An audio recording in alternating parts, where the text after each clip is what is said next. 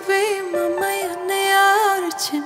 Vazgeçemiyorum seni arıyor içimdekileri çalamaya zamana. Yenilir mi bu aşk, yenilir mi bu aşk? Belki de affedebilmeliydik. Biliyorum bu kalbim serseriydi ama gülüşün dört mevsimiydi, mevsimiydi ömrümün. Dayanamıyorum bunu bilmeliydin. Nasıl acı çekiyorum görmeliydin. Biliyorum bana çok öfkeliydin. Gelmeliydin ama gelmeliydin.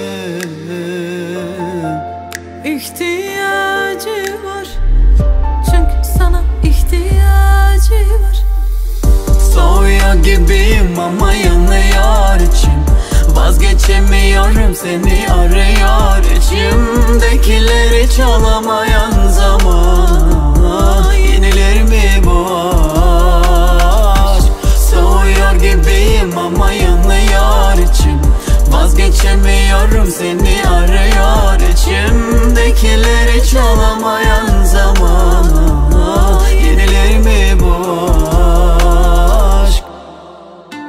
Neden olmazları sayabileceğin kadar benim olsaydın, öyle kalsaydın deliler gibi gemileri yakmazdım.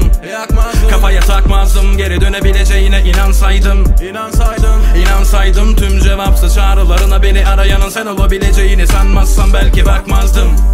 Kal desen anlardım her şeyin daha güzel olabileceğini. Belki de anlardım ben senin için her şeyi yapabileceğimi. En zor anlarda sana İhtiyacı var, çünkü sana ihtiyacı var.